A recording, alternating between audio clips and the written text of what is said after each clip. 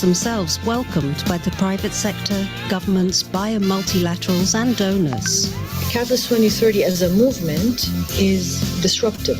One of the best things I think that's come out of Catalyst 2030 so far is incredible collaboration across the ecosystem that just didn't exist before Catalyst came into being.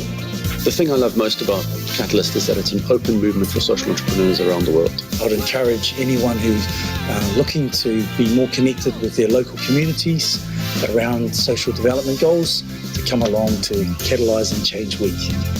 Welcome to Catalyzing Change Week.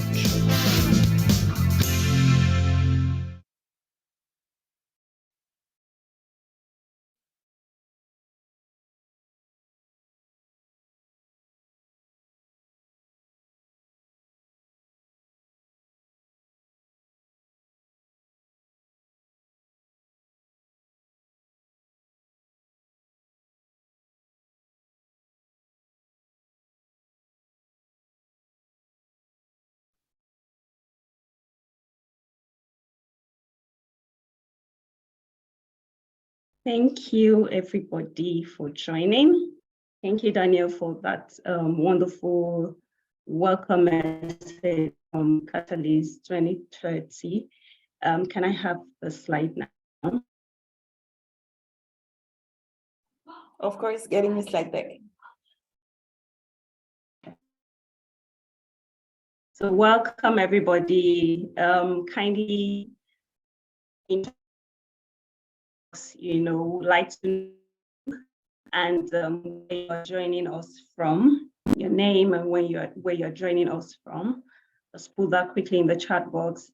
And we also invite you to share the link to the meeting with your friends that you think has to be here. Today we are going to be discussing education transformation solutions from the front line of education. And wonderful panel speaker here with us today that will be, leading this discussion, sharing with us their own everything they have tried, what they have seen, and from their wealth of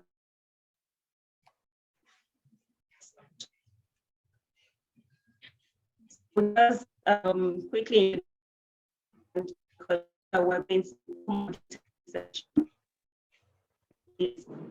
you, and I'm the founder and director of Bramble Network. Could you move this slide, please? I'm the founder and director of Bramble Network. And today's structure, we're after introduction, we are going to be going to the panel discussion, and we will be taking question and answer from all the participants. 1 second, Ayo, I'm so sorry to interrupt, but can everybody just mute themselves? There is a lot of background noise.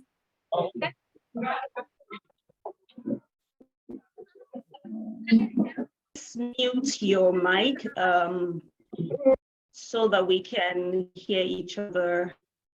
Mute your microphone. If you want to ask any question, you can just signify by using the raise hand feature or putting your question in the chat box. So the outline for today's session will be introduction, then the panel discussion itself, then questions from all our wonderful participants, then we are going to be concluding. So the whole session is going to run for about 90 minutes. And we believe that it's going to be very interactive. Next.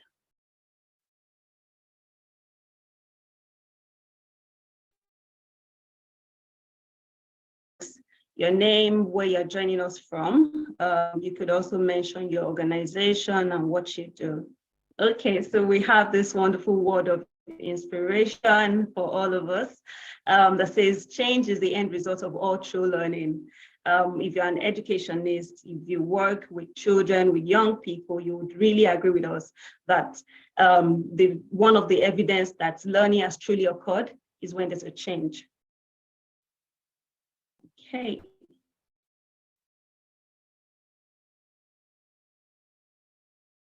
Okay, so briefly about Bramble. Bramble is a nonprofit organization that focuses on education, working in Nigeria. So Bramble creates alternative learning centers for children living in rural and marginalized communities. The vision of the organization is to see an equitable African society where every child has access has access to quality and affordable learning opportunities, and thus becoming creative thinkers, solving the world's biggest problem. And this is where I invite my colleague, Danielle, to introduce Catalyst 2030 and also talk to us about African Forward very briefly.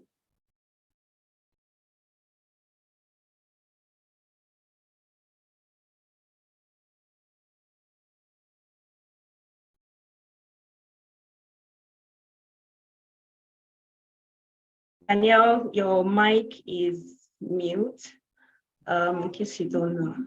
Yeah. Yes, I apologize about that. Thank you for the time.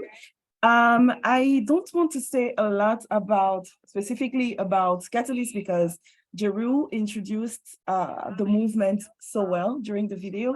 I hope we all had the time to watch it. Yeah. And as far as Africa Forward, it is an initiative that comes out of Catalyst 2030, and I have a small slide deck that I will be sharing after. I don't want to mix both of them, if that's okay. Yeah, it is.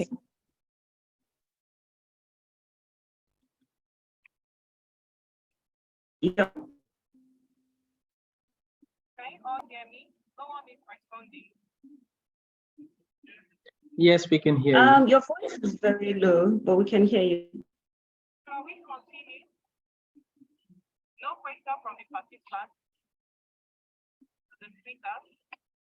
No I cannot. No experience. I can't hear you. Can you all hear me? Yes, we have a question on the chat. Hello, Daniel. Okay, so I think we should just move forward. I think Daniel is no longer here. So I'm going to be introducing our wonderful panel speakers who is ready to share with us today. We're going to be learning a lot from them. And I am going to start by introducing our wonderful Omotoke Olubode. Omotoke Olubode, 5 years experience in education, community service, and advocating for children with disabilities. She's the founder at the Autism Awareness Foundation and the executive director at Terra Connect.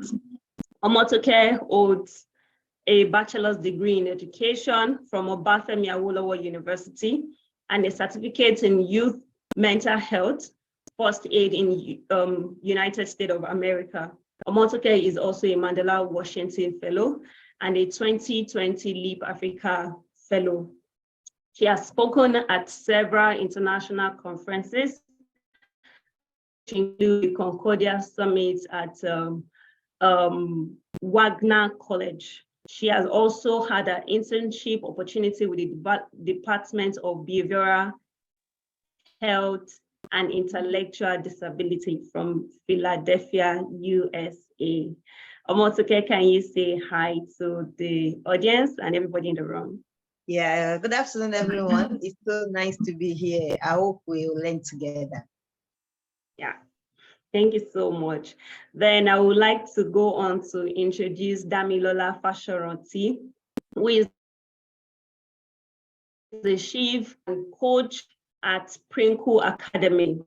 Damilola is a coach and serial social entrepreneur with a decade of experience across multiple sectors, helping young people and professionals to turn their gifts education, and skills into students, jobs, enterprises, so that they can overcome barriers to development. Damilola is a lead catalyst at Prinko Academy, which is an impact organization in Nigeria and Rwanda that uses open source and personalized education to turn ideas, uniqueness, and knowledge into action. Prinko Academy have triggered collaboration through hands-on education, inspiring Africans to identify the social challenges within their community, freely using their own tools and creating solutions through virtual learning. Thank you so much for joining us, Lord Damilola. Can you say hello and hi to everybody so that we know you're here? Thank you so much, Adoyo. Hello, everyone. Looking forward to our conversation today. Okay.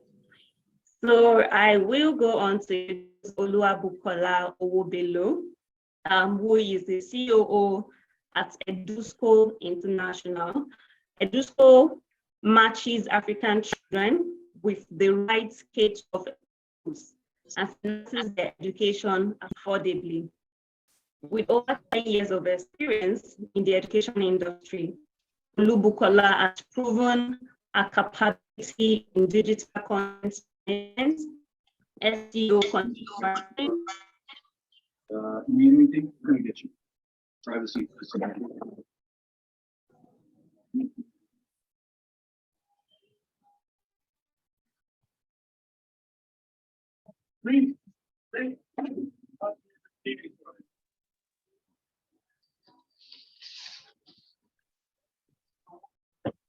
Unfortunately, it looks like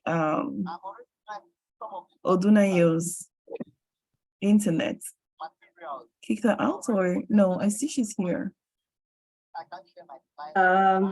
Next one, please. Can you hear me? Yes, now we can hear you. Okay, so I am introducing Oluwabukola. So Oluwabukola has experience also as a founder of Ideas Lanes, Africa 39, number 39 largest youth development platform. A dedication to helping young people prepare for the future has earned her recognition in the industry.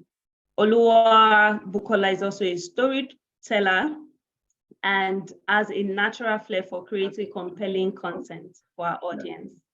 So Oluwabukola, if you are here, can you say hi to everybody so that we know you're here? Hello, everyone. Good to be here, and I hope we have a wonderful event. Thank you very much. Thank you so much. So I will go ahead to introduce Vincent Obi. Vincent is a social entrepreneur as well, with a passion for improving the well-being of marginalized communities. The founder of AIL Africa, a non-profit organization that focuses on access to quality education for underserved communities.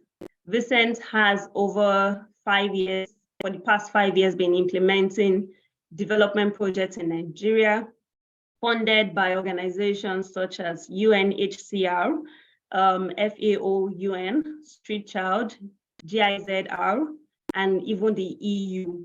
Notable projects he has worked on notable projects which include building resilience through sustainable agriculture and education cannot wait. In 2018, he was awarded Peace First grant, which he used to renovate a local primary school in Adamawa State.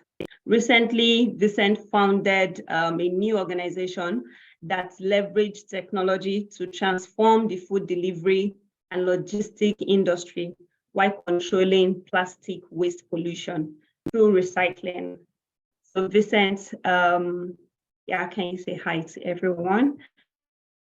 Good day, everyone. Thanks, Odo, and it's great to be here. Thank you very much. All right, so I will go on to introduce our wonderful last person on the panel, which is Oluwatomi Abraham. Oluwatomi is a leadership and development practitioner with extensive knowledge and experience in identifying, engaging, and managing stakeholders in underserved communities to drive change. With a bachelor's degree in physiology, she started out her career in medical sciences, then transitioned into education, where she currently serves to bridge the gap of education inequity in marginalized communities. Olatomi has worked on several projects, such as African Field Epidemiology Network, 5 Cowries, Pro Futuro, Prism Africa, amongst others. She's also an alumnus of Teach for Nigeria Fellowship and Teach for All Global Girls Education Fellowship. Olatomi is currently a leadership development manager at Teach for Nigeria, where she has directly coached over 70 young adults and supports a team in training and empowering over 500 fellows with skills and competencies to drive innovative impact in rural communities across Lagos and Ogun State. So Oluwatomi, are you here? Yes, I am. Hi. Good evening, good evening, everyone. I'm glad to be here. Thank you so much. And we can all agree that we have such a rich panel, wonderful people with experience, past experiences, lived experiences, to talk to us to lead discussion on what we're looking at today, which is solutions from the front line of education. So in the chat box, please welcome them, celebrate them. And so as we go straight into the panel discussion, I would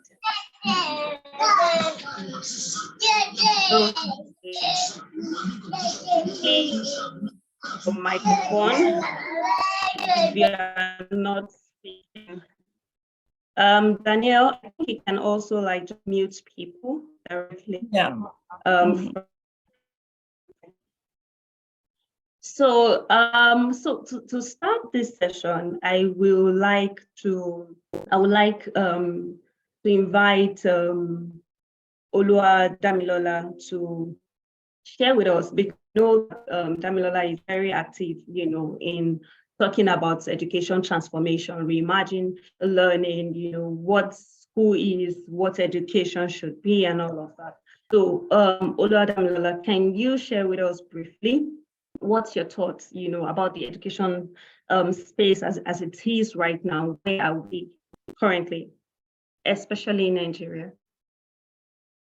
All right, thank you so much, Odoye, for inviting me today, and hello again to everyone.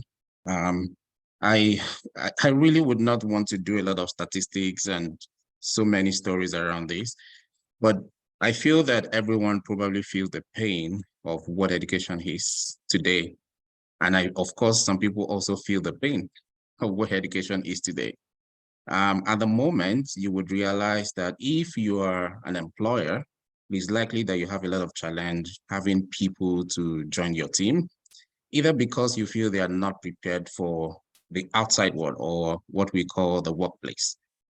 If you are a student and you're joining this today, it is likely that you face certain challenges, probably getting a job. Or if you did not face that, you had many friends that had different difficulties getting to the workplace. If you're also a student, it's very likely that depending on the kind of school that you're going to or the kind of community that you belong to, you feel that there is something missing within the educational sector or within the educational system that you have even gone through yourself. And every time you find yourself thinking about how to be better and how to be able to place yourself in a world where you can thrive with the skills that you have and with the kind of knowledge that you're gaining as well. So when you think about it, either as an employer, as a student, even as government constantly talks about how they're putting a lot of money into education, and it feels like they're not getting the results. If you're a teacher or an educator here, it is very likely as well that you feel there's something missing. Either you're not paid enough, either the students are not doing enough, or you feel there's a lot of investment, but it's not turning to outcomes that we desire. So it means there is really something that all of us can do. So it is not just a concern of educators. It's not just a concern of students. It's not just a concern of the employers as well. In fact, the students have a lot of things to do to be able to fix what we have in education today. And what is that problem that we have? What we are learning is probably not getting us to the outcomes that we desire. That is the major challenge that we have. And you can think about that in different ways and on different levels. And education is from the cities down to the grassroots, to the government, to everywhere that you can think about. Parents sometimes are tired, but of course they have to continue to put in the money for their kids to go to school. So the challenge with education is not just one face or two faces or three faces. It is multidimensional. And it means that we also need a multidimensional way as well to be able to solve it. So, and I'm just going to ask all of you, and maybe you can put this on the chat as well. Do you feel that there is a challenge with our educational system that we need to fix? And I'm just going to stop it there. Thank you so much. That's a very powerful question, reflective question for all of us. Do you feel there's a challenge, in the education? Are you okay with what we have now, or you think there's a problem? So that it's not just the panel speakers and us saying there's a problem, we're all in this together. All right. I would also like to invite Omotoke to share on the same question, because Omotoke is coming with a very unique perspective based on our focus on special education. Omotoke, what is the current situation, from your own angle?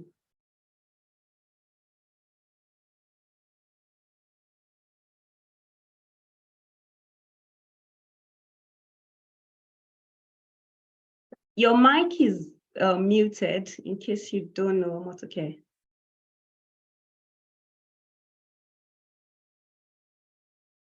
Okay. Oh, I think Omotoke is trying to join back. All right, so while we wait for Omotoke to join back. I'm back. I'm so sorry about that. No problem. So did you hear our question? No, I didn't. Okay. So we want you to share on, what's the prevailing situation in education, especially from your angle as a special education, a specialist in special education. Oludamilola shared some with us, and would like to hear from you as well. All right, I'm so sorry. The rain is apparently affecting network. In fact, I have to stand right now. I really wish I heard what Dami said, but I'm sure that it will not be far-fetched from the truth.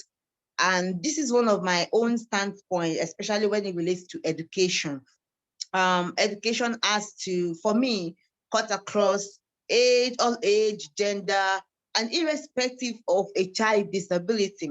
And as such, most times when educational programs are being drafted and there is no inclusion, especially talking about the aspect of children living with disabilities, now putting them all together, either autism, either cerebral palsy, either intellectual disability, whatever it may be, if there is no, enough space, enough opportunity for them to thrive, then we are still not talking about transformational education. For example, according to UNICEF, we have over 240 million children who are living with disabilities who are currently not receiving any form of education at all. And this was just before the COVID-19 pandemic.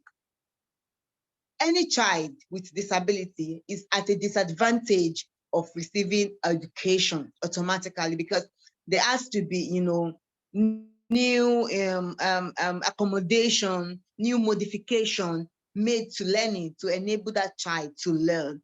Then when the COVID-19 pandemic struck, in fact, the percentage increased about how difficult it is to get learning across to children with disabilities. So for me, I think most of the time when we talk, I wish we could, have like a more, how will I put it now? Like, I know it's a broad area. In fact, when we talk about education, children without disability are still lacking, basic education, right? How much more for children now living with disability? So it just makes the stakes go higher. It makes the training, I talk about this, and that has been my foundation for everything that I said, that we cannot increase the level of education. We cannot increase the type of education children receive if we do not, first of all, increase the level of training, the level of exposure, the level of continuing education that teachers are exposed to. No child is going to raise higher than the level of the kind of teacher he or she has. So whenever we talk about transformational education, for me, I think we should be talking about it from the aspect of what skills the teacher has, what level of qualification do they bring on board, what level of expertise do they have. And I say this also, that when we're talking about education, we should normalize having special needs training in every of our teachers training program. I tell you this, for example, I'm a teacher, I have my background in education, and I can tell you throughout my 4 years in school, I only did one special need course, just one, throughout my 4 years. Is that enough to prepare me for the kind of children that we'll face in the classroom? Of course, it's not enough.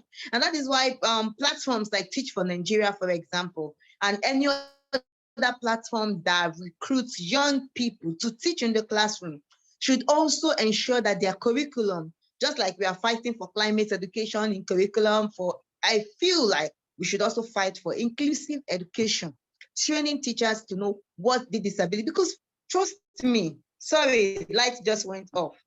Trust me, teachers are the first set of people who get access to these children. Teachers are the first set of people who get to know what kind of disability they have, if they're not performing well in the classroom, if they're not measuring up to their developmental milestone, academic milestones, and what have you. So for me, I know it's a lot, it's encompassing, there are different aspects, different roles, different subtitles, but then this conversation has to happen, because having the conversation, advocating for it, brings the awareness, and then the awareness brings the acceptance, and the acceptance prompts us to start implementing. So I like having this conversation. Before, I used to think there's no point having this conversation, but I think they are important because it increases our scope of awareness. Once we have this scope of awareness, everybody is aware, we are planning a program for education. Let's remember persons living with disabilities and plan them in the curriculum, in the training process. And then people start looking at how do we now implement what we are doing. For example, as we're having this program, we should have a sign language interpreter for people who are deaf, because apparently I'm just talking, people who are deaf cannot hear me. Or we have live captioning where people get to see, as I'm talking. I know it's a whole lot, but I feel like this conversation helps to put all of this into perspective. I could go on and on. Let me stop. Thank you.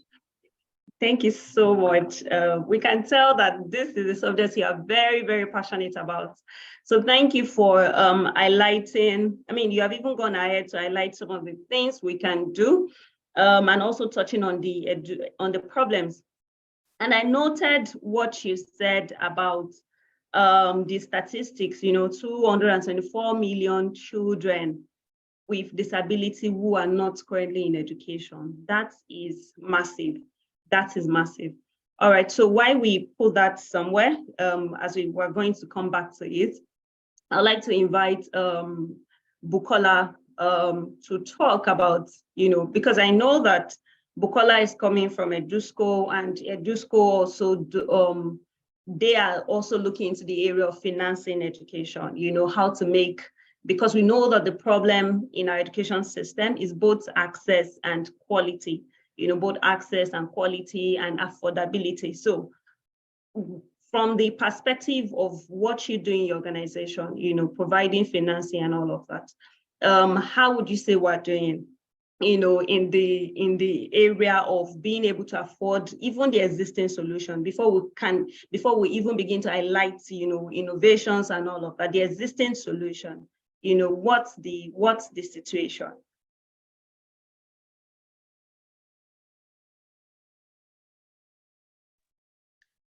Thank you very much for the question. Thank you to the panelists that have spoken on the topic. So from our perspective, working with parents and schools in Africa and trying to provide access to quality education, trying to solve two problems at a time, providing access, then quality education, which addresses the two main problems that the education sector in sub-Saharan Africa faces. From our perspective, we still have a long way to go. The problem is multi-dimensional, multifaceted, as some of the speakers have pinpointed. In fact, the UNICEF, I think, estimated the number of out-of-school children in Nigeria alone to be over 20 million now. So despite all the efforts of, private individuals, non-governmental organizations, and for-profit organizations too, we still have a long way to go. So we have that problem that a lot of kids are not in the school in the first place. And again, for those that are in school, they are not actually learning. And for those who are learning, are they learning? Are they receiving education that can help them to compete, with their counterparts in other climes, that can help them to be prepared for future jobs and opportunity? So those are the problems. So for us, what we're doing, that we're providing access to quality education, leveraging on technology to do that. We're also, working with schools, private schools, K-12 schools that are providing quality education, and we're providing access to parents. We are also helping them with funding, providing tuition finance for parents. So it's one thing for parents to be able to identify these schools and for them to be able to enroll easily.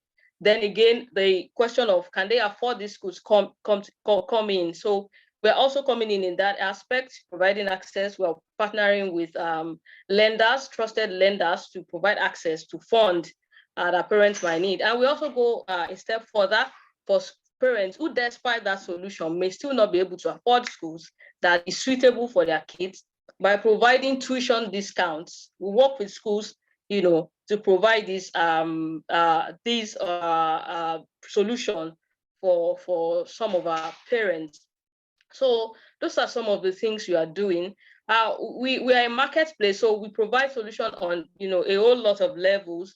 We also help parents to easily access textbooks, school uniform, a whole lot of those things, which is still in the pipeline anyways, because that's also a huge problem. When people talk about education and all of that, they only look at it from the point of school. But a lot of parents, their kids stay at home because they cannot afford, or they are not getting quality education because they don't have learning resources and materials. So that's also a problem. And again, we look at the problem of gender inequality, which is also huge. The previous speaker spoke about not having an all-inclusive education, which tends to make people who are have ability in a different way to be disadvantaged. We also look at gender inequality. The females are still, even as we speak, a lot of them cannot afford quality or go to school because they see them, especially in some parts of Africa, as that they should just stay at home and do chores, or they are forced to get married at a young age when they're supposed to still be in school. So all these problems impact education in Africa. There are a lot of fantastic solutions, which we'd also still talk about, but we still have a long way to go, and all hands really needs to be on deck for us to solve this problem. Both individuals, private school owners, non-governmental organizations, and even parents. Everyone really needs to, work to make sure that we change the narrative in education in Africa. So thank you very much. Thank you so much, Bukola. So what I'm hearing are, issues across quality, across from Damilola to Bukola, I can hear, the fact that what is even education? What should we be learning? How should our school be tailored? Then I hear things like disability, issues around children with disability not having access to education, the issue of inclusivity, which Bukola also highlighted, gender issues, in education. Then also the fact that you said we have about 20 million out of school children. That's shocking, because now I'm going to throw this to Oluwatomi, because every year we are having new organizations come on board, saying, oh, we want to provide access to quality education. Starting this organization, doing this. We're having new individuals come on board, also in this education sector. We're having our government, I can say for your state and some other states, getting funding from the likes of GPE, the likes of World Bank, to fund education, in their states. And the number just keep going on, the last time it was 10.5, later 13, now 20 million. How did we get here? So Oluwatomi, I want you to speak on this. What's really happening? Are we all there's this adage about, are we all facing the same direction instead of looking at it, like Damian and Kola said, what is it, from your own angle, because I know that you guys work with, in rural communities across Nigeria, what is happening? Why is the number going up? All right, please first confirm that you can hear me. We can hear you. Okay. So, I mean, even before you asked the question, I was already also thinking that there are so many new initiatives and interventions springing up to address the education problem, but it seems like we're not seeing as much change. But one thing that comes to mind is that this problem that we're trying to tackle did not start yesterday, did not start 2 years ago, didn't start 3 years ago. It started a long time back, and it would take some time, it would take resilience, it would take determination to eventually get where we ought to be. So I think that I will first start from the leadership issue, because one thing I believe that is that the best way to solve it is to find that the right people are doing the right things and influencing change in the right places. So it's good news that we have many initiatives springing up and many individuals committing to increase access and quality of education. It's good that the government, almost every state government, is almost always pushing out one initiative or the other to address this education problem. So the first thing we need to focus on is the leadership issue, and that is, are we really doing what we are supposed to be doing? Again, I want to say that the truth is that many people claiming and naming and telling stories on social media and whatnot are not really doing the work. So that already brings down the numbers of those that we truly have, but the things that, because the topic of this session, for example, says frontline, and I was just thinking about what frontline in war means. These are the people that are really facing the problem, and if you would be really facing the problem, we need to be committed and we need to man up to it, because we are really fighting, and the challenge we are fighting will definitely fight back. For example, working in rural communities, we have had to, sometimes you're speaking to the community, you're speaking to parents, and you're talking about how that this needs to happen. Your child needs to be enrolled in school. This is why you should, be invested. And it's almost like, you don't know why you have to. Sometimes I feel like, shouldn't these parents know that, their child needs to be in school and all that. But the truth is that they are also fighting many other things. So for them, there has to be reasons, they have to give them good reasons why their child is in school, because they need to find funding. Some of the people that they know in their communities that even went to school, they ask you, Bola that went to school some years ago and this and this and this, she has come back home and or he has become a burden, or he didn't get any job. He has resorted to this. So it's the reason why it seems like things are not working is because the problems are deeply rooted. They are so deeply rooted. As you're trying to train the teachers to become more qualified, you have the problem of curriculum.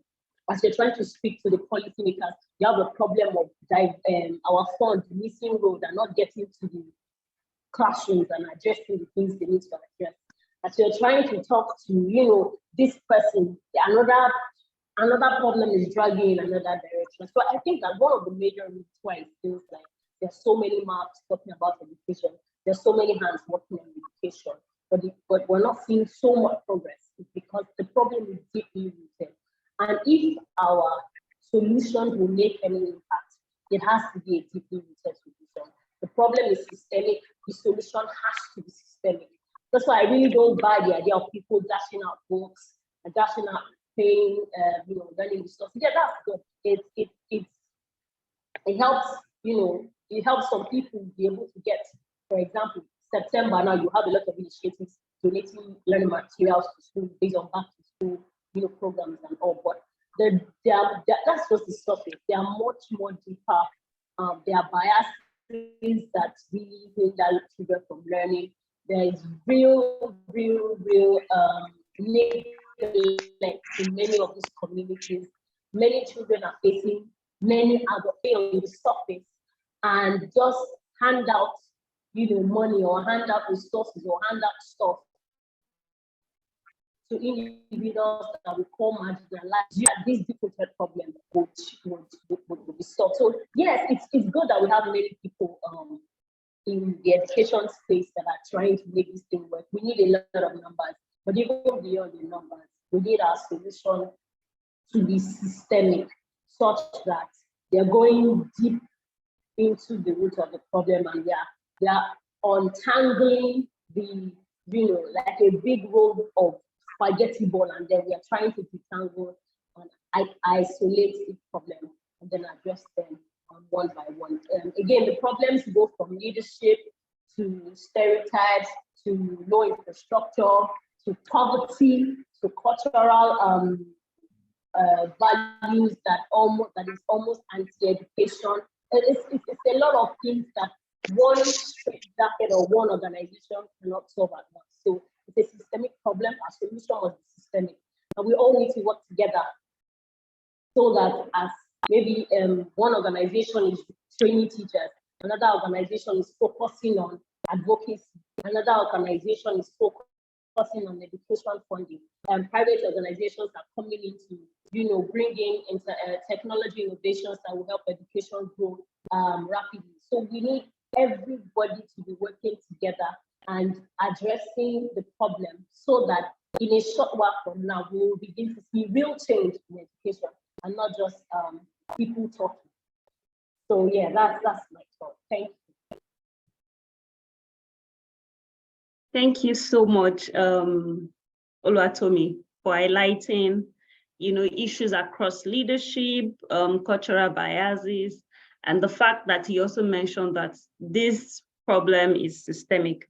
So I also agree with you that, or do we all agree that education problem in Africa can also be named as one of those wicked problems, that we have, because there's no linear path to it. I hear you say that. Okay, so now that we have mentioned all of these different things, and I think that the list will, go on and on and on and on. What now that we are trying to reimagine what education should look like, or looking at education transformation. We're talking about the solutions from the front line. We'll get there, but what should should we all come to agreement that, oh, this is what education transformation is? And now this is why I'm asking, because if we're not careful, this phrase also becomes like a buzzword, that we just throw around. I hear you also talk about system approach. And I've also noted that in recent time, a lot of people are saying, oh, let's do system approach to this problem. Let's do system approach to this problem. But what is system approach? In practical terms, what do you mean by system approach? Can your organization explain how you are doing system approach so that this word around education transformation, we want everybody on the call to have like a picture of what we are saying when we say education transformation. So I'll be asking Vincent, how you and your organization, how are you reimagining education? What's education transformation for you guys? Thank you, Odon. Can you hear me clearly? Clearly.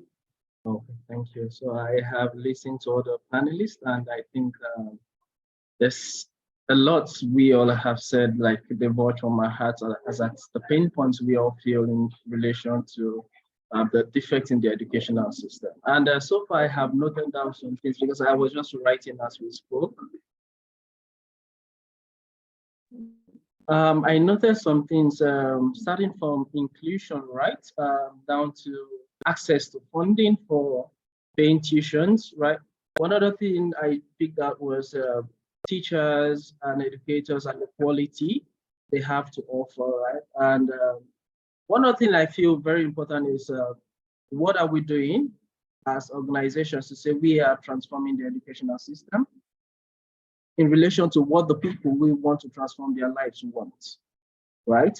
Because those are two different things. What are we doing and what do these people want? And that is going to be followed up with where is the government in all of this and what channels are open in terms of collaboration. And to wrap up all of this, in order for it not to be a wicked problem, like we have just said, what are the funding opportunities to say, okay, I as Prickle Academy, I as Bramble, I have a solution and I want to collaborate with 5-6 other organizations to get this project. What are those opportunities available to me and other organizations to say we want to get this project done? So I would start this by sharing my own personal story. And I think my personal story will highlight one or two of what we are talking about. Some time back, when we moved from Kaduna to Lagos, right? I was attending a private school in Kaduna, but we came down to Lagos and it was more like, oh, the government schools here were more informed or maybe higher quality compared to what we had in the north back then. So myself and my sisters, we all ended to school.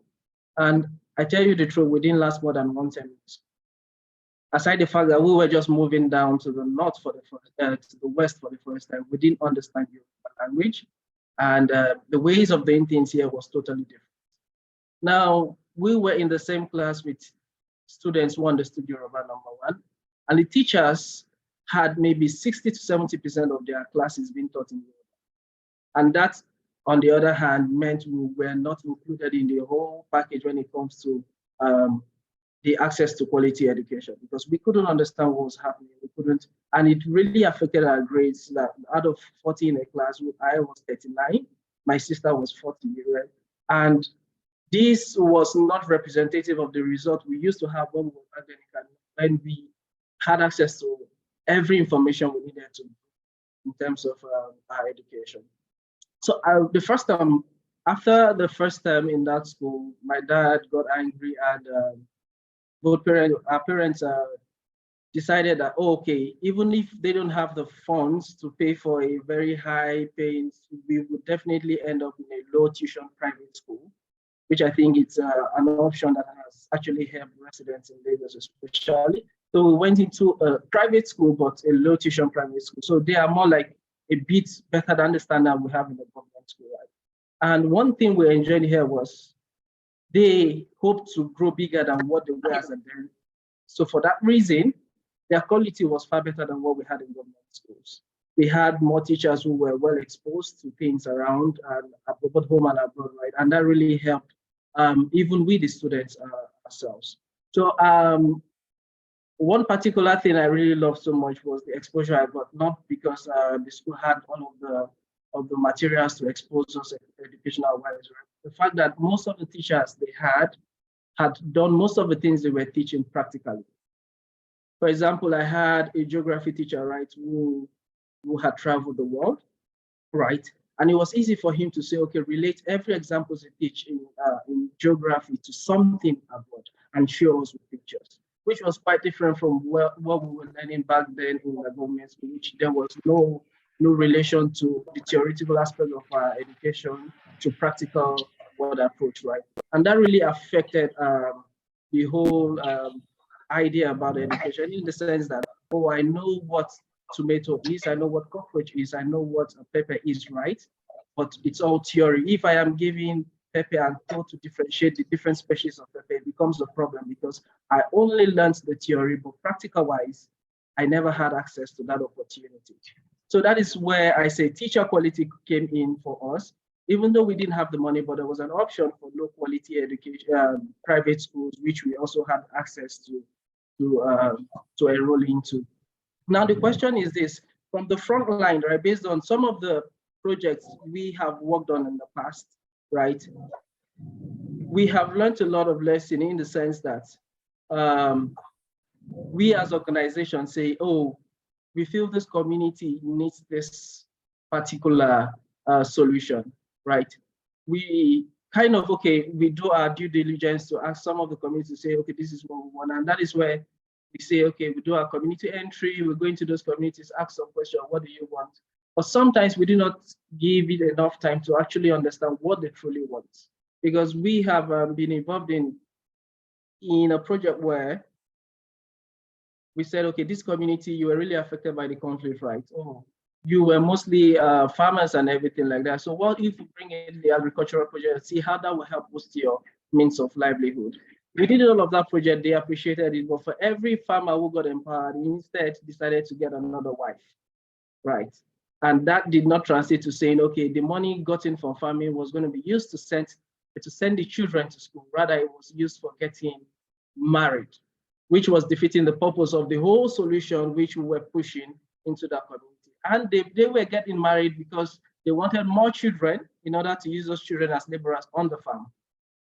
So if we are preaching, okay, we needed you to work hard, oh, we are giving you all the inputs you need as farmers so that you could make and meet for yourself and your family and send your children back to school, then we haven't been able to say, okay, we have been successful with this project, right?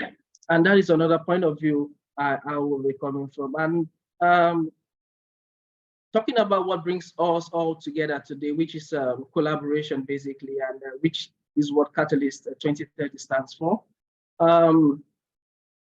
Some time back, right, something about Catalyst came up, which they say, okay, I want to implement a project in education, right? I know I don't know it all, but I know I have that passion and the vision to say we want to transform the educational sector. But oh, aside what I have in mind, someone like Fash Damilola of Curricular Academy, what is his specialty? I know he does education, right? But what part of education does it focus on? Someone like Luatosi and Belu, what part of education do they focus on? Then we all can come together as a group to say, okay, we all represent one organization, one body, right, but different organizations. And we are going to be handling education in, let's say, Ogun State, right, touching different lives in different ways. And that is the idea behind Hail Africa, which is to say, we want to touch the lives of children in terms of education. And education actually means different things to different people. For me especially, I hate it when I'm in the classrooms for an hour straight up. But if you put me on the field, put me on the farm, put me in a chemistry lab, right?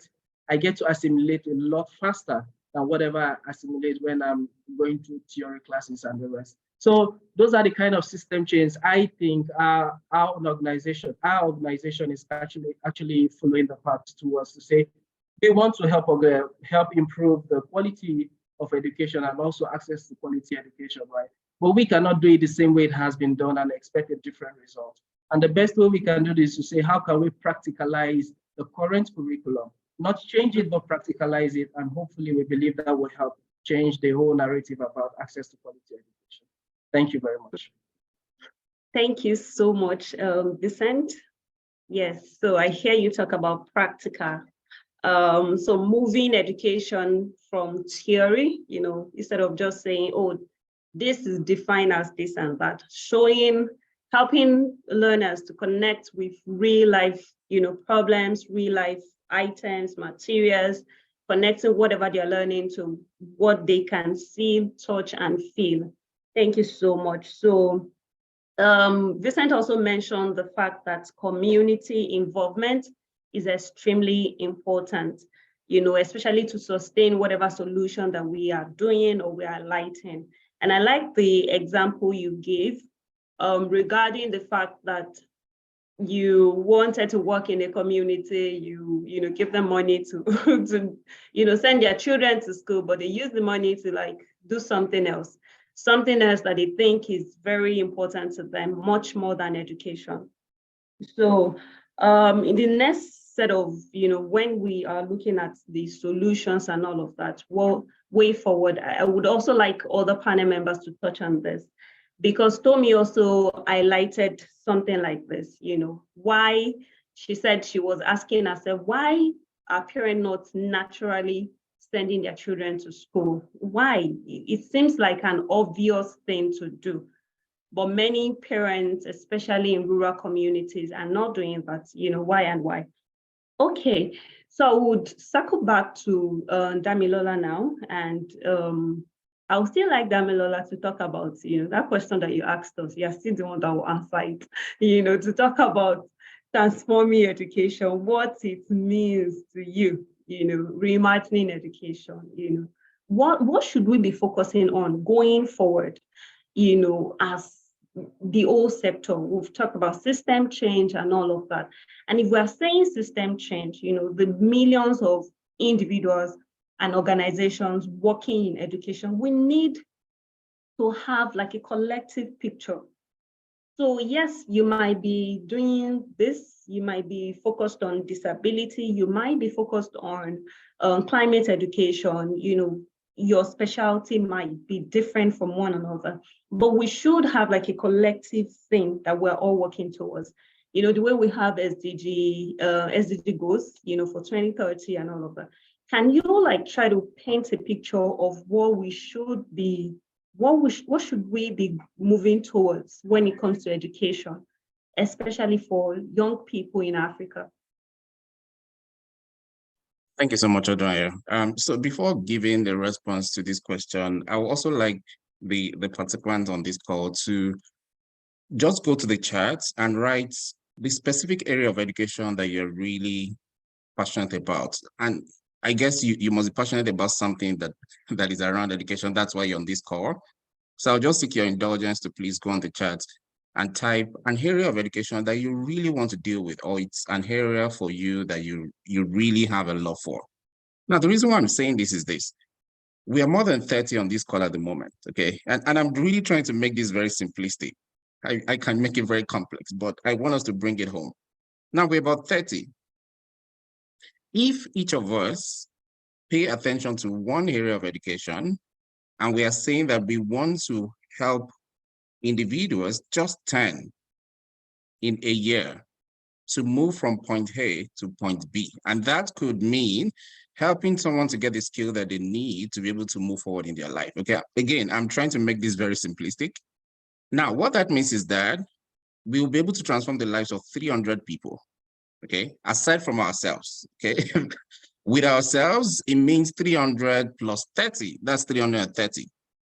Now, if these people that learn and they build their skills and they're able to transform their own lives are not ingrates, they'll go ahead and also transform the life of another 10 for another 1 year. Now, how many is that? So you see the number continues to grow. And I can totally understand this, how people think about, well, let's scale up this education. We need to get all the students in school because there's millions of kids out there. Let's get them into the school, right? And Joyce was talking about something about, yes, you can get them into the school, but are you sure they're learning? Now, the way I think about education and how we really need to transform it is that all of us need to put our hands to the fire, okay? Government can have all the money. They can throw the money at it, but then it will not make any difference. I feel parents need to begin to really speak up, because parents just want their kids to grow. You are finished secondary school, now you're in the university, they're super excited, and they're having these chats with the other parents and feeling like, well, my kid is in secondary school right now. Until they graduate, they can't find jobs. That's when people are like, oh, maybe my kid did not go to the best school. So it means that all of us have something to do. Yes, government needs to provide the policies and the frameworks for things to happen. We need to keep them accountable with the money that they get from everywhere to be able to do the right thing. We need parents to even advocate for right education. We have gotten to a time now that parents are leaving education into the hands of the teachers. And this is very dangerous. And teachers are now overwhelmed. They are saying, well, it's because you don't have home training. That's why you are not doing the right thing in school. You can see? So we have blame game. And then the parent says, well, I'm super busy. I'm trying to make money. I think the elder brother and the elder sister needs to also help. And then the elder brother is saying, well, I don't have a job. I have gone through education. And I also need to make sure that my life becomes useful. So you see, we continue to play that blame game to all of us. But I think what we need to do is not to think about education as something that only happens in the school. The way I think about education is that it actually starts in the womb. Education is from the womb to the tomb. From the day you come out of your mother's womb, you start learning. In fact, in the womb, you start learning not to kick mom, right? In the womb, you have to learn how to be courteous from that point. So you see, education did not start when people go to school. It starts from the womb. So how do we make sure that from parents level, from family level, we are paying attention to the things that people need to learn, that kids need to learn, that adults need to learn to be able to move forward in their lives, right? And I hope we are not thinking about education as just having certificates. Education is everything about you, your morals, your values, the way you think, the way you behave, your attitudes, the way you dress, the cultural values, that all of that is education. Education is not just having the skill to be able to get a job. There are people that get jobs because they have skills, but they do not have the morals to keep the job. So education is encompassing, and we have to think about it in that encompassing way. Now, I can see some of the comments, right? Some want best practices in education, some want literacy. Some are thinking about how we can bring in energy, right? Enough energy for people in all parts of the world. Some are talking about early childhood education. So you see, we have the solution in this room already. Why don't we make sure that we don't go away today? Why don't we make sure that each of us, based on the areas that we really want to tackle, we connect even on this call and hold ourselves together and tell ourselves before Catalyzing Change Week next year, each of us will change the lives of 10 people to be able to make sense out of their life with their skills, with their experience, and with the things that they have in their life. So again, I don't want to make this complex and throw it at anyone. I want to bring it to this room and what we can do together to really hold each other's hand up and be accountable to each other and say that just 10, okay? Because these 10 are the ones that will also move the lives of other people forward. Now, maybe one last point. We constantly talk about scaling education or scaling quality education. Maybe you see a system that works, and there's so many educational systems that has worked in different places. And we have a huge challenge that people believe that when something works in Uganda, it's going to work in Paris. Education does not work that way because human beings are not robots. You really need to customize and personalize learning for each person and their growth as well. Now, the way I think about education and the way we can transform it based on all the things that we're showing on the chart on the areas that we really want to fix within education is this. We may not really have to continually scale up education. I think we might need to scale it deeper, okay? Someone has a certificate, but this certificate is not really helping them to move forward in their life. We don't have to roll out more education initiatives there. What we need is to make it deep. What skill is this person missing in their learning that is not making them to move to the next phase? Interestingly, when people use their skills to get things that they want in their life, they are always eager to help other people do the same. And that's why you see so many professionals, they are super busy. At the same time, they are saying, I need opportunity to be able to go back to schools so that I can tell them the skills to learn, so that I can mentor some kids. Why? Because they've been able to use their education to make sense. So how can we do it to make sure that everyone that has gotten maybe a bit of education can deepen the education that they have to make sense in a way that they are super eager, super ready, and they have the resources to be able to make education better for many other people. Government might not be able to solve all the problems, but human being can solve all the problems that we have if we really pay attention and we hold ourselves together to really make this happen. Thanks so much, Adon. Wow, thank you so much, Damilola. And I see a lot of comments in the chat box, trying to like talk about what people are agreeing to what you have shared. And I think I really resonate with what you said, about education being beyond literacy. Education is not just within the four walls of a school. I agree with you that learning is across our entire life, from when we're in the womb to when we all move on to the next phase of life. So you also said, education is it's not about multiplying those things that we've seen worked in other communities. Interesting point, because now that we want to look into solutions, on the front lines, what is working here, what, all the panelists will share with us what they've seen work and all of that.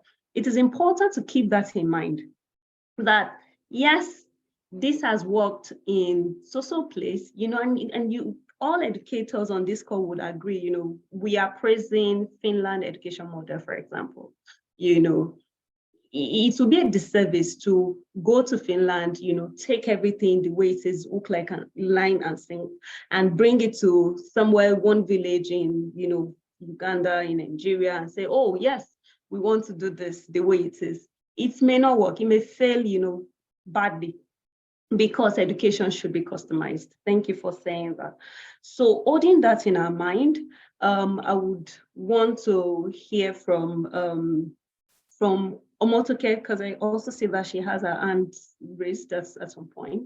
What solution have you interacted with and what can we learn from them, the solution, and what you think various education stakeholders can learn, from what you have seen worked in certain communities. And it can be small, like what Damilola just said, it can be small. It's about scaling deep. It's about the grassroots. It doesn't have to be something working on the national scale.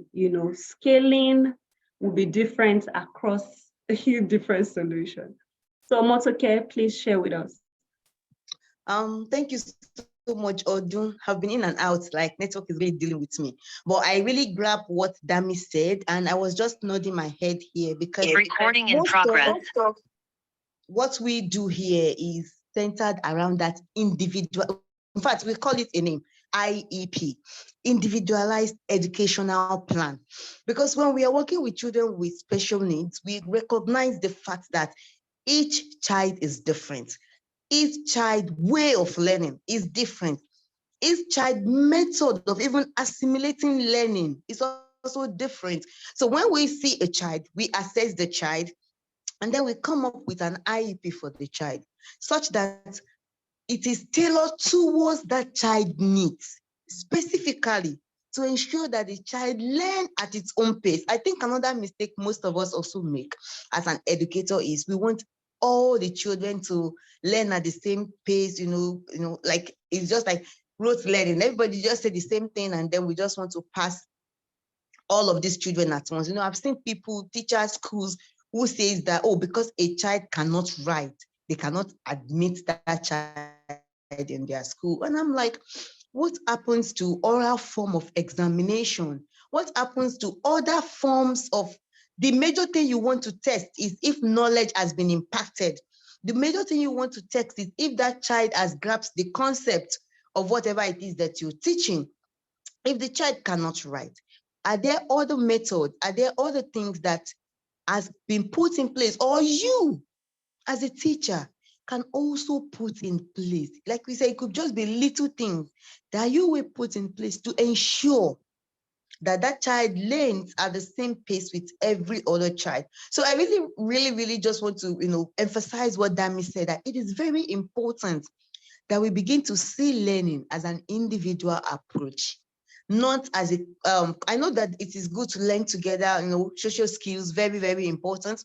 But when it comes to really learning, imparting knowledge, ensuring that children learn the skills, the behavior, the communication, every aspect of their life. Because when we work with children with disability, we believe that every aspect of their life is being worked on. Talk about self-help skills, talk about cognitive, talk about intellectual, talk about psychology, talk about behavior. We're working on all these aspects of life. So I think when we begin to see, education that way, that is more than coming to the classroom, A, B, C, A for apple, B for ball, and then everybody goes. I think it's going to really, really transform essentially the way we look at education, the method we use to teach, and the overall goals we tend to achieve when teaching children. There was a day I was just sitting down and I was thinking, all the biology, all the physics, all the chemistry, all the commerce, all the accounting, like how does it really appeals today? And it was a whole lot of learning. But at the end of the day, how do we summarize this learning to be practical in itself? A lot of courses that people study in the university, then they come out, they are struggling between what really works and what does not work. How do they fit into the environment? So for me, I think we really need to look at it. What is the end goal? The end goal is to achieve a complete child, an independent child, an holistic child. So if that is the end goal, then we need to probably change the whole method. And that is why we work with IEP. Each child with his own IEP, we're able to evaluate your IEP at your pace. So once we see that you've achieved some certain skills, we upgrade the IEP. We go at your pace again, we upgrade it again, we go at your pace again. We are not doing class, though we might put the child in a regular class because of social skills and communication, but the child is, in fact, we have a lot of times whereby the child is 5 years old, right? Is in primary 1, but most times we might be working with this child on maybe KG1 or KG2 curriculum. But that child is in that class for social communication, interaction, and what have you. So I think it is very important we really, really think about this. What is our end goal? How do we want to achieve it? And then we begin to look at educative and unique way, like alternative form of achieving it. And on a final note, I say this all the time. We can talk about education, but if we do not improve, the skills of the teachers who are at the forefront of delivering this education, it might just be all talk. Because after we've had our discussions here, it is the teachers, it is still the educators who still go back into the classroom to teach. And that is why I'm so particular about continuous development for teachers, not just having workshop, but really, really taking them through different topics, different trainings to continue to up their skills, because they are the ones that are actually teaching in the real sense. So thank you so much. Thank you so much, Omotoke. Thank you. I hear you. Teacher professional development, very clear. Continuous learning is very key. So I will quickly like us to do question and answer, taking questions from the audience, so that all the panelists can have the chance to respond before we begin to conclude. So questions, I've seen a lot of back and forth discussion going on in the chat box. If you have questions, please raise your hand. It could be directed to any of the panelists, and it could be a general question that any one of them can take. But now is the time to ask your question or address anything that any one of them has said. Maybe you, okay, so I have Howard. My apologies if I did not pronounce that well, but you can go on to speak now. Okay, I'm just seeing and hearing. There we are. Good. Hi, everybody. I am in the United States, but I'm very interested in the future of education, in particular in Africa. And I'm at the University of Virginia, so I'm studying this as well as a global view. So Fosh, is it? And you'll excuse me for not, but you are writing or saying what I'm writing. The idea of figuring this out individually, learning for your whole life, all of that means that you're going to need to leapfrog. You can't follow the playbook of the nations that colonized Africa. That's insane. We're wrong. We're wrong more than we're right.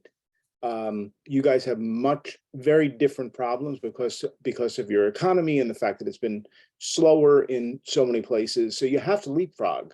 And in order to figure out that leapfrogging, you can't be working with the same mathematics, social studies, and all of that. You have to think very differently about the way people spend 4 hours in school, because so many of them simply don't want to go because there really isn't a purpose.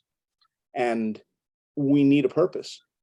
We're really depending on you. You guys are going to be a third of the population of the earth pretty soon.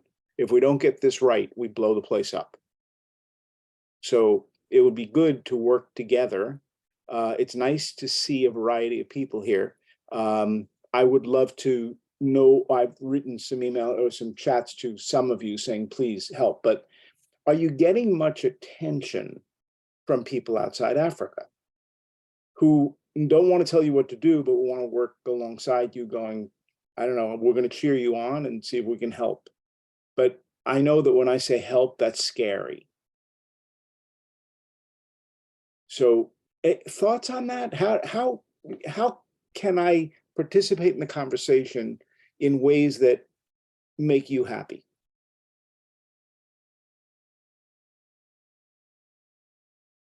Okay. So Kwash, thank you so much. Okay. Okay. Kwash, please do you respond. want me to respond? Okay, I can quickly respond to that as I need to jump off in a minute. I think it's important for us to constantly ask ourselves that every day we talk about children out of school.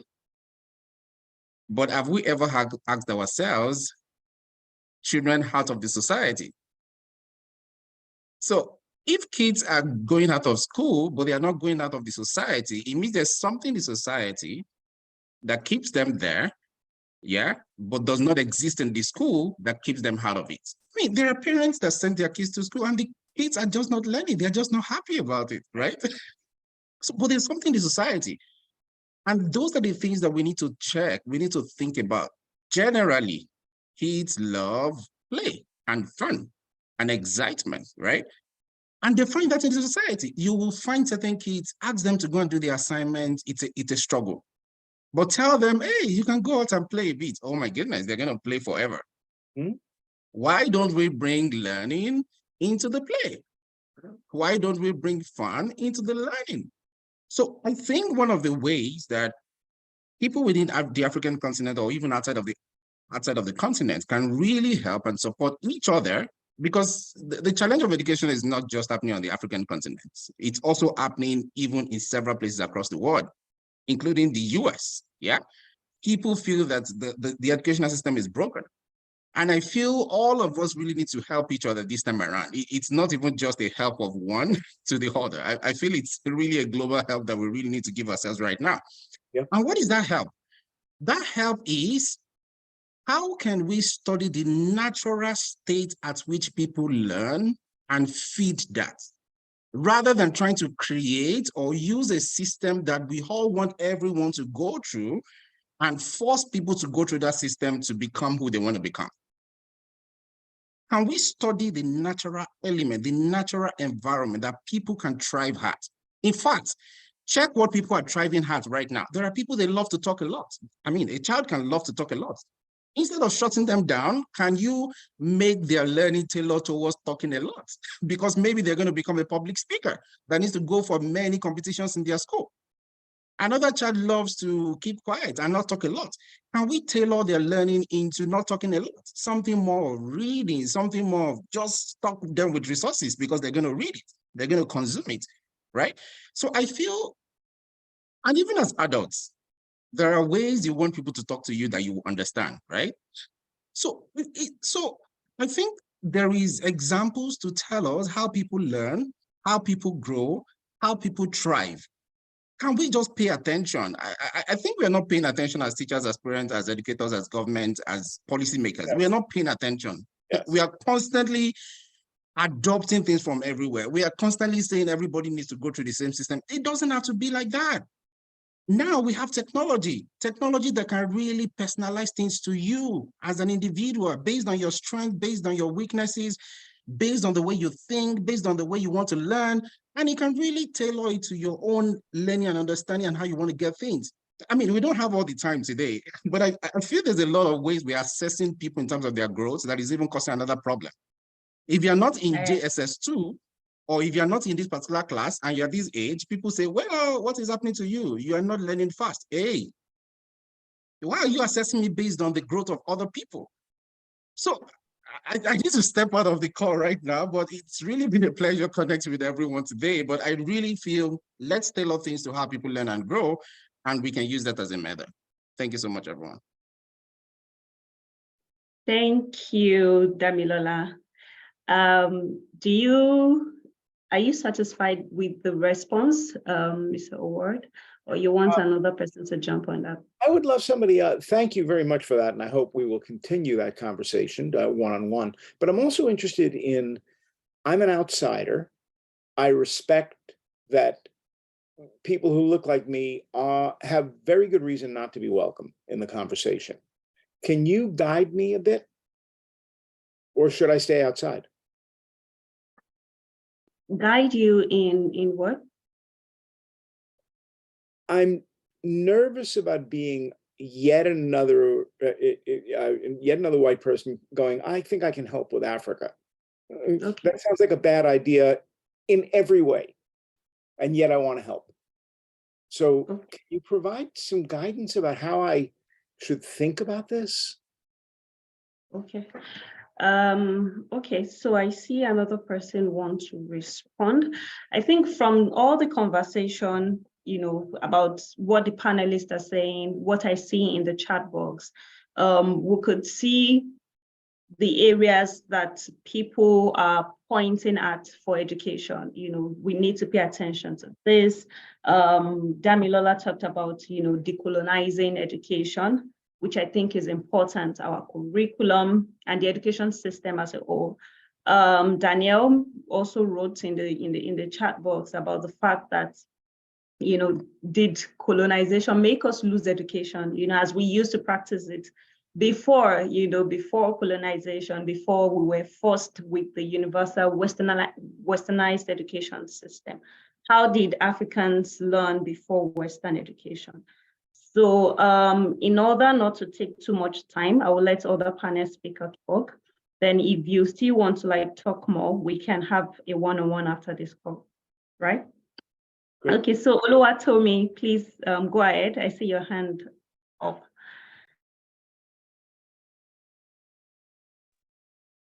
Oluwatomi, you can go ahead. Yes, all right. So I just wanted to address some of the things that Howard mentioned. And the first thing is, okay, so yes, our problem in Nigeria and Africa is unique, and you cannot copy and paste another solution. We have already addressed that. But one thing that I have found working at Teach for Nigeria, Teach for Nigeria belongs to a global network, a Teach for All network, and Teach for America, Teach for India, and all that. And one interesting thing that happens in that network is that we all understand that the problems in these countries are widely varied. But we also know that we are striving for quality of striving for each child in every country to have access to quality education, whatever that means in the context. So one thing that happens is there is cross-learning, and this cross-learning is not copy and paste. It is, okay, so this is what we're doing in Nigeria. This is what we are trying to achieve, and this is how we are going about it. And then we come and share, in several kinds of meetings and gatherings and stuff. And then India picks it and say, oh, we have a similar problem. And then you think that point 1, 2, 3 in your solution can help us. However, we will need to tweak your own 3, 4, 5 to address this uniqueness in our community. So yes, we cannot copy and paste, but it's important that we learn, because although yes, Finland is celebrated today, we can't duplicate Finland's education in Nigeria, but there is definitely some beliefs or assumptions that is the foundation of what is working for them that we may be able to adapt it to our context. And so to leapfrog our education system, because the truth is, I mean, you rightly said that we cannot, if we would catch up, we need to take geometry, it has to be a geometry group, we need to leapfrog. And so I think what leapfrogging, one way to leapfrog would be to allow for these kinds of conversations, and then let's see what is working where you are. Let's see what you are. For example, I remember one of the panelists said he was in the north, and this in the same Nigeria was in the north, and then he came to the south, and he couldn't learn anymore because school system where he was coming from is different from where here in the West. So we need to allow cross-learning to happen. And I mean, I don't think that you should feel like an outsider, because the truth is every country has their problem. So all of the conversations, I'm sure thus far will have helped you to really understand what the peculiar challenges are in Nigeria, in Africa. And there are a lot of ways you can come in. It will then depend on what your strength is, what your knowledge is, where you are, where you excel at, what your specialty is. And then you will be able, by having conversations with individuals, you'll be able to find, okay, so how do we allow this networking to happen? Because the truth is that Africa, Nigeria, we need to leapfrog, and that will mean looking inwards, but it's also okay to listen to some people that have varied perspectives, or that have been able to, crack something that we're here. I mean, there's no point in inventing the wheel. So if there's something Bramble Network is getting right, I don't need to have sleepless night trying to invent something. I can just put a call to say, how are you guys doing this? I look at it, I look at my context. Can I duplicate it? No, I cannot. Okay, so let me remove something and add it to suit my context. So I'll just answer to say that yes, this conversation is one very, very amazing place for you to see that there's a lot of ways you can come in to help based on the responses of the panelists as well, even the chat, the comment section and chat box. So you will then have to say, okay, so what can I do? What is my expertise? What is my strength? Based on your experience thus far. And then you will then be able to easily find how you can come in to support and collaborate with to make things work. All right. Thank you so much, Oluwatomi. So I'll take other questions so that it doesn't become, one-on-one. We can wait behind after the session to have, more discussion. And please, the email and the website is in the chat box. Please connect with Award so that we can continue this interesting discussion. So there's a question for Vincent, and it's about, based on your experience, how will you describe the recent government policy of using mother language in schools? What's your take on that policy? And I would like you to respond as briefly as possible. Okay, if I was to talk on that, right? Saying we should allow schools use their mother tongue to teach children, does that put into consideration children from other parts of the country? Right. Because compared to what happened to me back in secondary school, it really reduced the rate of learning I had access to, right? Compared to a school which used the general language, which was English, and which was widely accepted across the country. But that didn't stop me from learning the local language, because it became a necessity, which I had to write in WAEC. And now I read, I write, I understand Yoruba, not because I'm Yoruba, but because I was taught in school by someone who understood where I was coming from, right? I was willing to walk all that way with me. right? So saying allowing each school in each different regions to use their mother tongue, right, to teach in schools might be more of a challenge, because if I have to move from wherever I am to a different zone, a geopolitical zone, then there's a lot of work to be done. And that might mean I might not have the opportunity to enroll into a school in that region because I don't speak their language. So to me, that policy would not fly that much in respect to giving access to quality education. Thank you. Okay, thank you so much. That's Vincent's take. For Larry, if you have, if you want to like say something on that, you can raise your hand and let us know. So there's another question, and I'm trying to like pick out the question. Okay, so there's a question on teachers' motivation. I would have loved Tommy to answer that, so maybe I will hold on that. Okay, so there's another question on how to decolonize our education system. No, I don't think this is a question, it's a comment. All right. How do we leapfrog and have inclusive digital access without technology transfer and energy access as a method of colonial restitution and justice, and not present as post-colonial charity? Interesting question. I don't know if we've got this question. You know, how do we leapfrog, you know, and have inclusive digital access without technology transfer? I saw another question also around digital inclusion in education. You know, how do we achieve that without technology transfer and energy access as a method of colonial restitution and justice, not presented as post-colonial charity? You know, how do we achieve digital inclusion? Not, you know, not just like picking the technology that's working here. In fact, in our various communities, you know, we're still struggling with broadband internet. You know, many people I'm sure, you know, the higher percentage of young people in Nigeria don't have access to internet. You know, so how do we then, you know, get to include digital transformation in our education? So I see Bukola's hand raised, and you can take this. All right, thank you, everyone.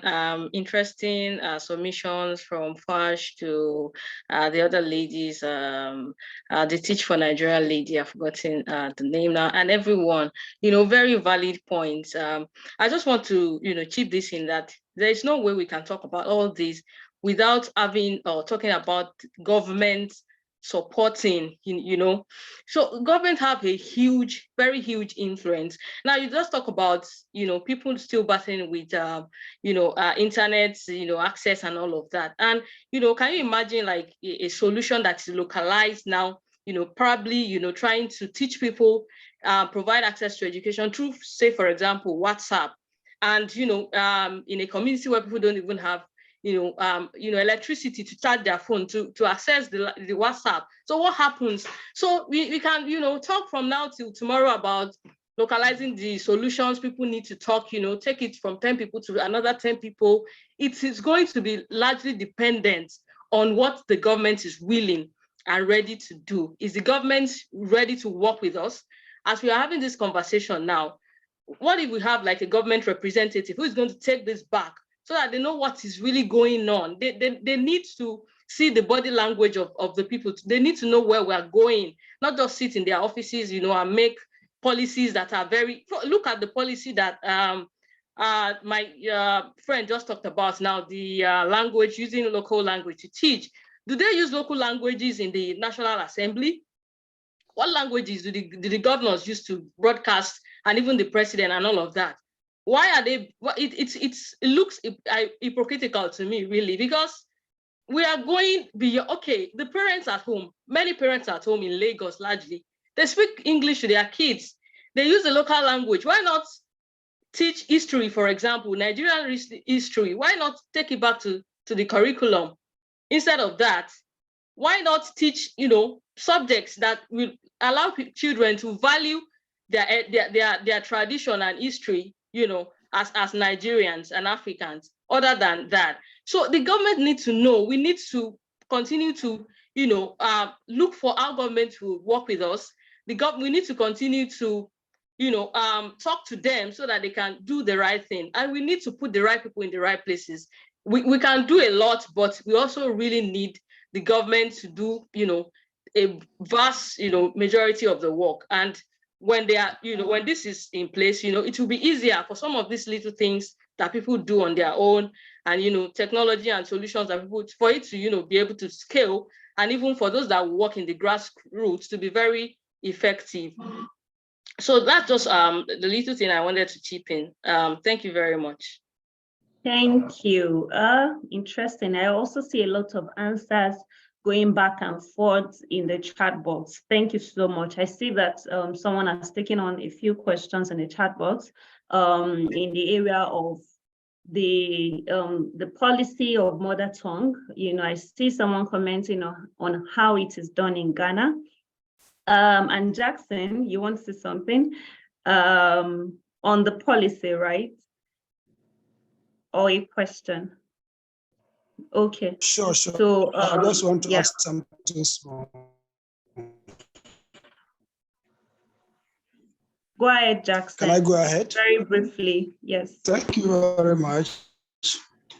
This, for me, is a very good policy. The policy of using mother tongue to teach, but it's not properly implemented, especially in Ghana, where I'm coming from.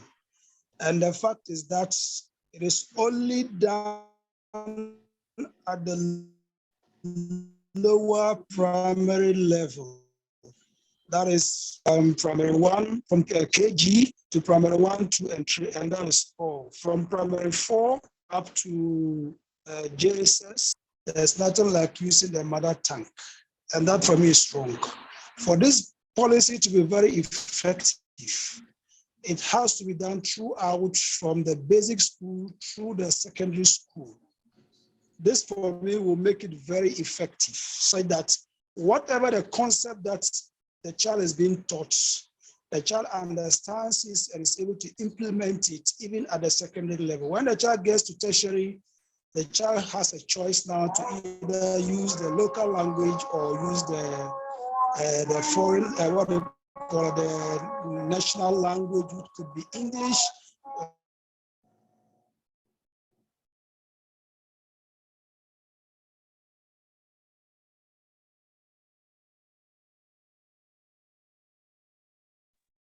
I think we lost Jackson. Or it's my network.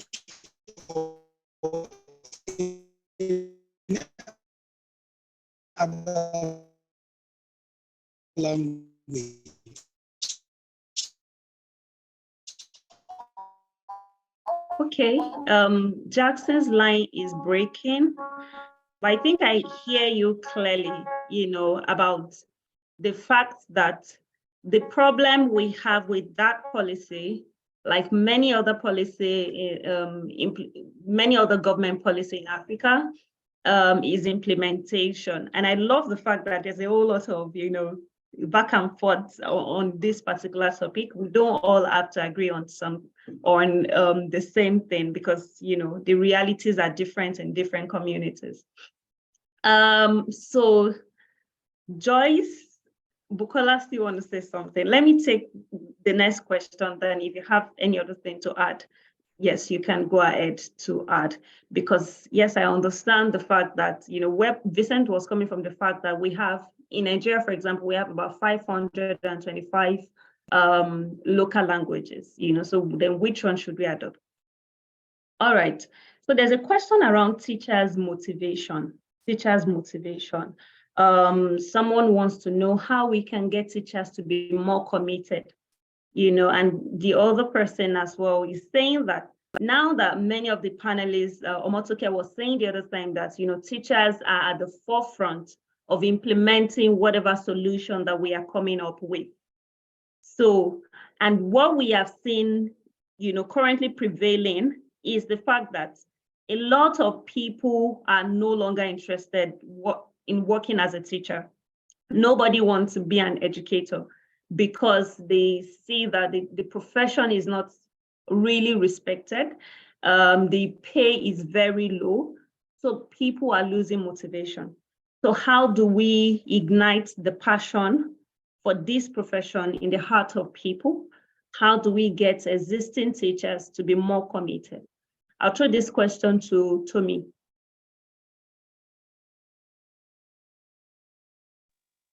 All right, thank you very much.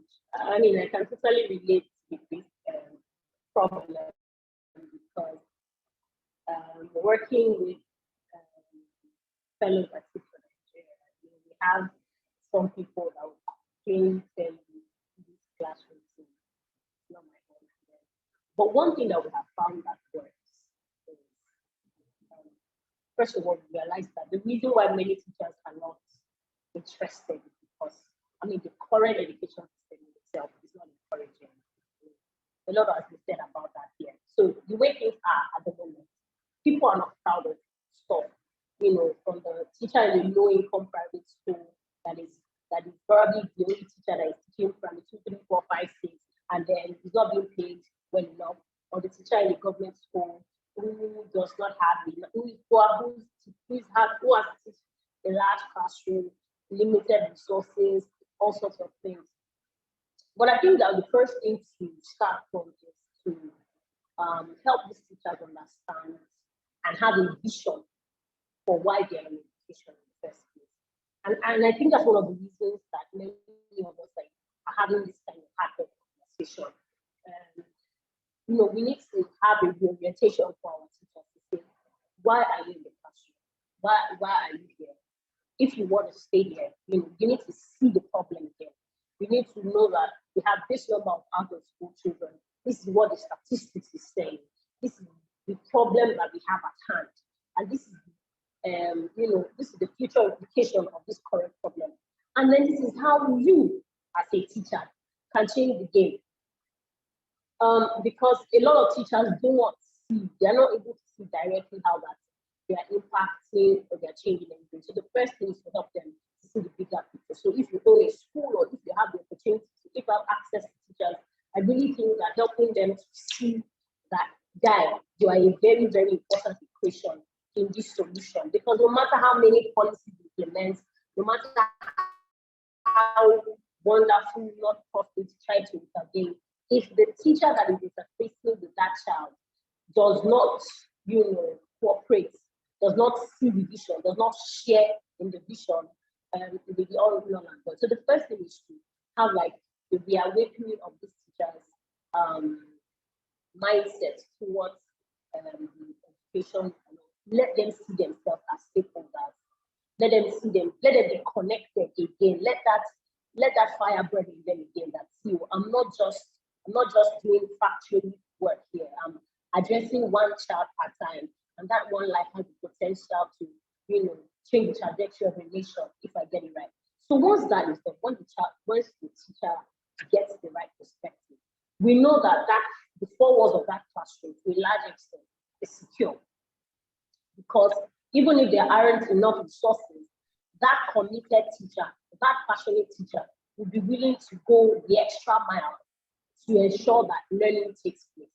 So once that is done, we can then begin to now fix the external one. Are the teachers well remunerated? What is the skill level of this teacher? Because passion is not enough. What is the skill level of this teacher? Do we need to train them and retrain them?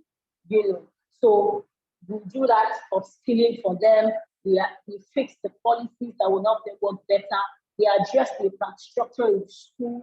What is the teacher to student ratio? Do the schools have libraries? Are the schools secure enough? All the things that surround making education possible and easy for the teacher to get to the class and deliver their best. But the first place is to get them to understand that this thing I'm doing is a matter of life and death. Because if the children that are passing year in, year out do not get it, then my nation will be trouble. Once they get that vision, the next step is upskilling. And I think everything else can come after that. Thank you so much. So we hear you clearly. Creating that vision, letting them see how their work and their action connects to solving this big problem, then we should begin to upskill. So I will take final comment from Bukola, and at this point, I'm getting we will begin to conclude, and I will also allow anybody that wants to wait for maybe some minutes to just chat over distance can wait behind. So on what Tommy just said, upskilling, looking at the school, looking at the learning environment, not just school, wherever the learning is taking place, what can we do? What's safety in this place? What's this? What's that? Then we will go back to what Bukola was saying about government's involvement, about funding, because there needs to be funding for some of these ideas to work, So maybe also tied to what we were telling Howard the other time, one of the ways, our friends from the West can also come in is rally support, support existing solutions, what people are doing, people that are really transforming education, just support them with knowledge, with experience, with advisory, with any kind of resources that they need. So I'll take final comment from Bukola, and I'll make some announcements, and we can just wait behind to chat. I don't know if this would be good enough for final comment, because I just wanted to talk about some things. So I recently wrote an article on my LinkedIn account on funding and just looking at tech solutions generally in Africa, talk of fintech, edtech, and all of that, and how they are doing. And in that write-up, I realized that there are 7 unicorns in Africa as we speak. 5 of them are fintechs, and no edtech is in that list. So that shows you that the capital investors, the angel investors, the guys that have the honey bags, they are not really, or it would seem as if they are not really interested in investing, putting their money behind edtech solutions in Africa. There are a lot of fantastic solutions that young African guys have come up with, and they need solutions to scale. They need that leverage to be able to impact people in numbers and be able to make things better.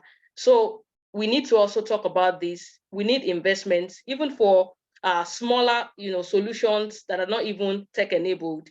They also need funding to be able to be effective. So that was what I wanted to chip in. You can go to the page, the article on my LinkedIn profile, and you'll read more, and it will also shed light on some of the things we've talked about. Thank you very much for the opportunity. So you can continue. Thanks.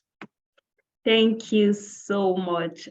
There's a lot of discussion going on, but we need to really wrap up this session now. In the next 2 minutes, we are closing this session.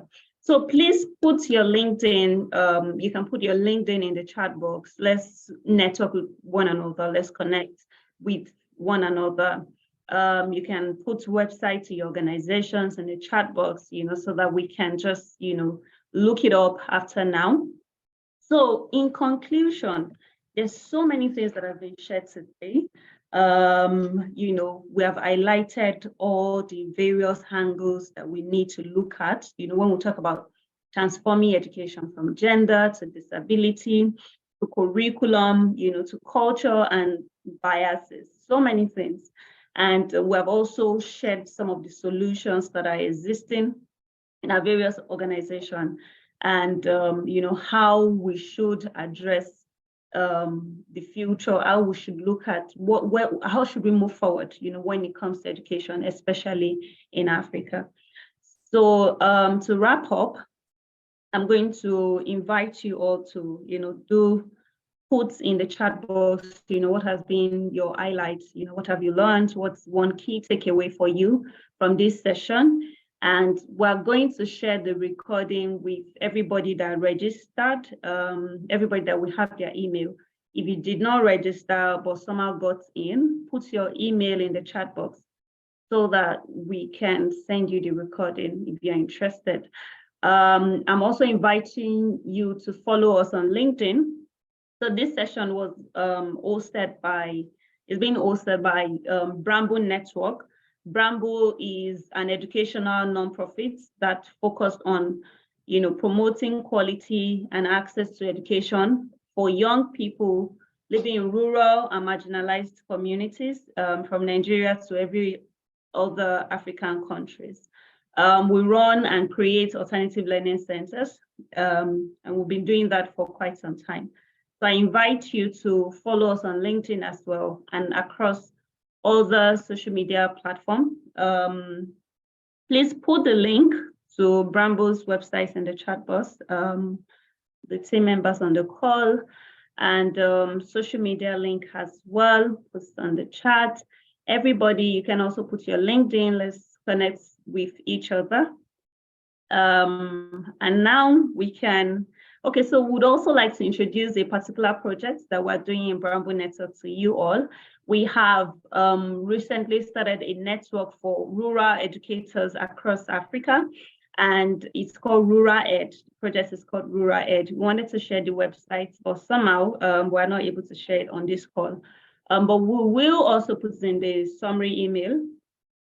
So the intention of the platform is to provide visibility and access to development opportunities for rural educators, because I hear from what the panel members have said that, there's so many people doing great things, but we somehow don't know them. We somehow don't know the solutions, So we have this platform developed where we're highlighting projects and profiles and stories of educators, doing awesome things in rural communities. We're highlighting it, and this is going to be like, a place where you can just look up, who is doing what in which community.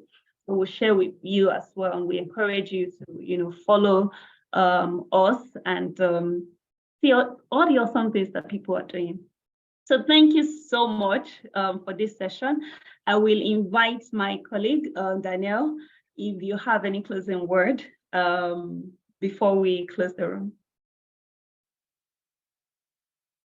Well, thank you, Ayo. The session has been actually fantastic. It went much better than we all thought it would go, and there were so many interactions during this session. I'm actually very happy because this is actually showing what we expect to see with social entrepreneurs in general. We've had people pitching in about let's think about electricity issues when we think of education. We've had people thinking about technology. We've had people thinking about the language that we use in teaching. We've had people thinking about the actual teachers and how do we include the government and and that's actually the reason why we think of social entrepreneurs as a well-rounded approach to actually getting results. It's not only education as I want my child to get educated, is what are the issues that are not allowing this specific child in Nigeria, in Senegal, or wherever that would be in Africa, not to get the education that he deserves or that she deserves. And I think this discussion actually brought that out. And everyone came out at the discussion with their own background, with their own ideas on how to make it better. So it was great from the beginning to now.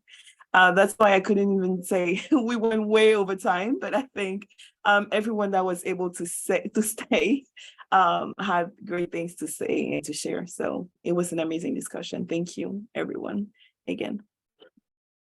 Yeah, thank you so much. And it's amazing that we have like the larger number of people wait to the end of the session, even though we're like way over time. Thank you. We don't take this for granted. We really appreciate you for everyone that waited. Thank you so much. And I can see a lot of takeaways in the chat box. Write your takeaway and you can take your leave now. Thank you so much.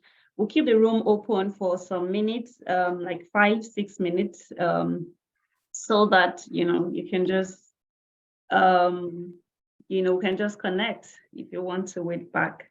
But now you can begin to take your leave. And I'm just going to look for a good song to like play.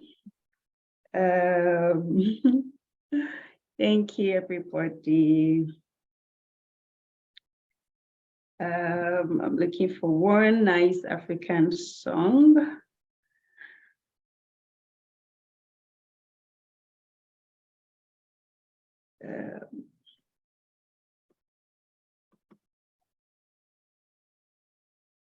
Okay, any request? Go for it, we trust you. It's dangerous because I'm not so good with music. See, that's an education that you should get. Get social.